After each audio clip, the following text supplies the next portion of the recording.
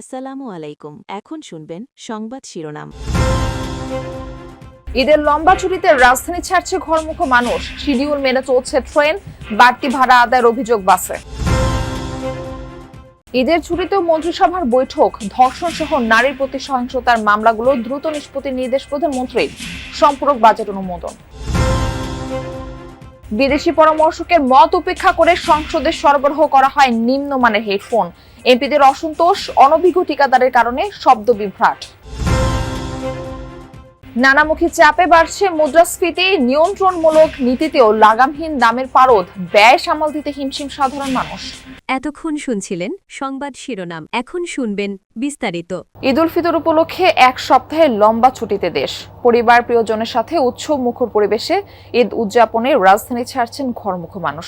রাজধানী ছেড়ে বাড়ির পথে ছোটা নগরবাসীর ঈদযাত্রার খবরাখবর জানবো আমাদের সহকর্মীদের কাছ থেকে।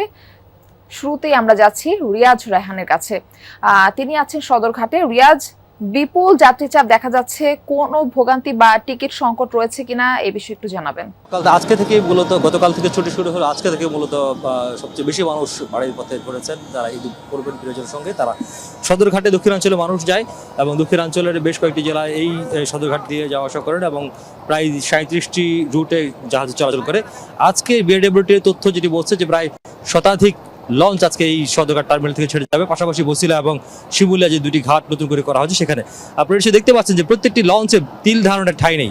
এবং যেই আজকে থেকে এটি নিয়ম করা হয়েছে, যেটি হচ্ছে কোনো ধরনের নির্ধারিত সময় নেই। যে লঞ্চটি মানুষে পরিপূর্ণ হয়ে যাবে, সেই লঞ্চটি সাথে সাথে নির্দিষ্ট গন্তব্যে ছেড়ে যাবে। এবং সেটি হচ্ছে সকাল থেকে প্রায় 15 থেকে 20টির মতো লঞ্চ ইতিমধ্যে ছেড়ে গিয়েছে, যেগুলো মূলত বিকেলবেলা ছাড়ার কথা ছিল।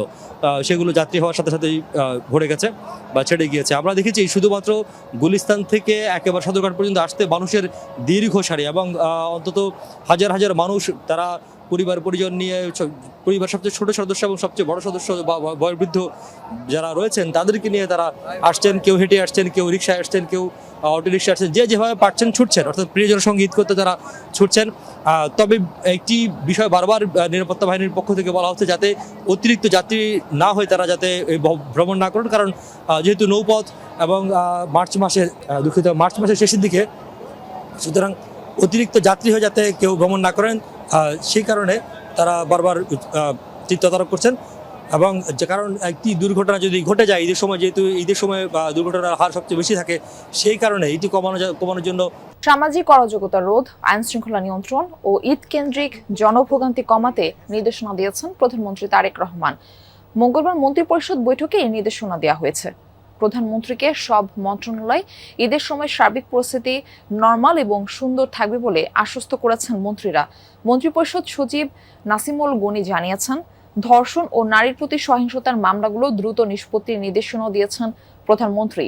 সভায় চলতি অর্থ বছরের সম্পূরক বাজেটের অনুমোদনও দেওয়া হয়েছে। এছাড়া অন্তর্বর্তী সরকারের আমলে প্রণীত 2024-25 সালের বাজেট সংক্রান্ত দুটি অধ্যাদেশ অনুমোদন দেওয়া হয়।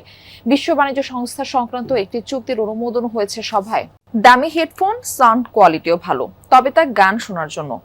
এটি দেওয়া হয়েছে জাতীয় সংসদের অধিবেশন কক্ষে। অথচ প্রকল্প পরামর্শকের মত ছিল ওজনে হালকা, কনফারেন্সের জন্য উপযোগী হেডফোন সংযোজনের, যেমনটি সংসদে আগেও ব্যবহৃত হয়েছে। দুদিনের অধিবেশনেই এমপিরা ভুগছেন অস্বস্তিতে, দাবি পরিবর্তনের। সেই অনুযায়ী ব্যবস্থা গ্রহণের প্রস্তুতিও নেওয়া হয়েছে। এতে গচ্চা যাবে রাষ্ট্রের অর্ধ কোটি টাকা। অথচ 6 মাস আগে প্রায় 4 কোটি টাকা খরচ করে মেরামত করা হয় সংসদের শব্দ ব্যবস্থা। শাকিল হাসানের রিপোর্ট। ত্রয়োদশ জাতীয় সংসদের প্রথম অধিবেশনেই শব্দযন্ত্রের গোলযোগ, বিলম্ব হয় অধিবেশন শুরুতে। আপত্তি ওঠে হেডফোন নিয়েও। জাতীয় সংসদের কারিগরি বিষয় দেখভাল করে গণপূর্ত বিভাগ। 2022 সালে একটি প্রকল্পের অধীনে জাতীয় সংসদ ভবনের শব্দ ব্যবস্থা তৈরি করা হয়। 2024 সালের 5 আগস্ট এর কিছু অংশ লুটপাট হয়, যেগুলো আরেকটি প্রকল্পের মাধ্যমে পুনঃস্থাপন করা হয়। এই কাজে প্রাথমিকভাবে 23 কোটি টাকার প্রস্তাব করে গণপূর্ত বিভাগ।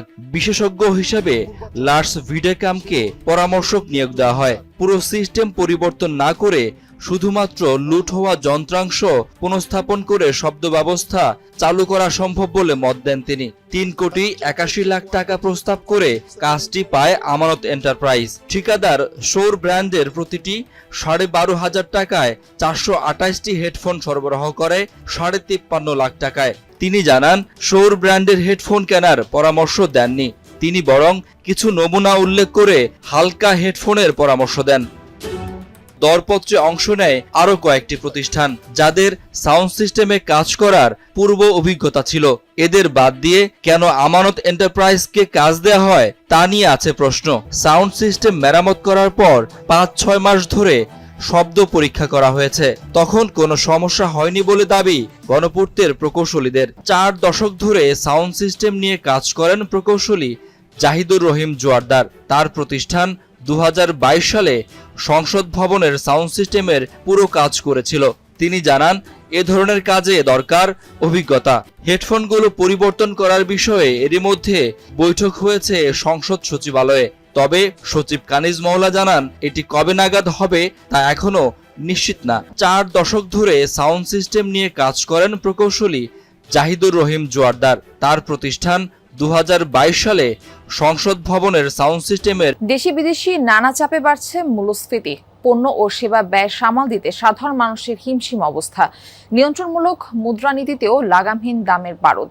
বাজার ব্যবস্থা ঢেলে সাজাতে শুরু করা যায়নি সংস্কারও।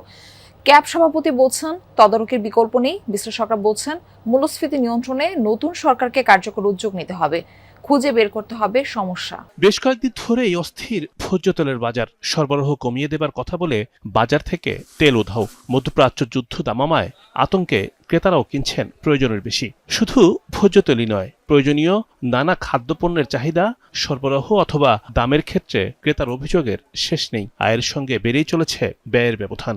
সবশেষ তথ্য অনুযায়ী গেল ফেব্রুয়ারি মাসে সার্বিক মূল্যস্ফীতির হার ৯.13%। একই সঙ্গে ৯% বেশি খাদ্য এবং খাদ্য বহির্ভূত মূল্যস্ফীতির হার, অর্থাৎ পণ্য কেনার সময় ক্রেতাকে বাড়তি গুনতে হচ্ছে ৯ টাকার বেশি। নতুন সরকারের সামনে মূল্যস্ফীতি নিয়ন্ত্রণই এখন অন্যতম বড় চ্যালেঞ্জ। বেশ কয়েকবার সংকোচনমূলক মুদ্রানীতি দিয়ে মূল্যস্ফীতি নিয়ন্ত্রণে ব্যর্থ চেষ্টা করে বাংলাদেশ ব্যাংক। বাজার ব্যবস্থাতেও আনা যায়নি শৃঙ্খলা, ফলে সাধারণ মানুষের স্বস্তি ফেরেনি। মধ্যপ্রাচ্য যুদ্ধ অবস্থা আরও বাড়িয়েছে মূল্যস্ফীতির শঙ্কা। বাজারে স্বস্তি ফেরাতে স্বল্পকালীন সমাধান হিসেবে তদারকির উপর জোর দিচ্ছেন consumer association of Bangladesh cab সভাপতি। পণ্য মজুদ পর্যাপ্ত আছে বলে বারবার আশ্বস্ত করছেন বাণিজ্যমন্ত্রী। বাজার তদারকি বৃদ্ধির জন্যও মন্ত্রণালয় থেকে দেয়া হচ্ছে নির্দেশ, কিন্তু সুফল পাওয়া নিয়ে আছে প্রশ্ন। নড়াইলে অব্যাহত জ্বালানি সংকট। পাম্পে পাম্পে ঘুরেও তেল পাচ্ছেন না বড় চাষি ও যানবাহন চালকরা। ক্রেতাদের দাবি, দাম বাড়ানোর জন্য কৃত্রিম সংকট। এদিকে সরবরাহ কম থাকায় ভোক্তাদের তেল দিতে পারছেন না বলছেন ব্যবসায়ীরা।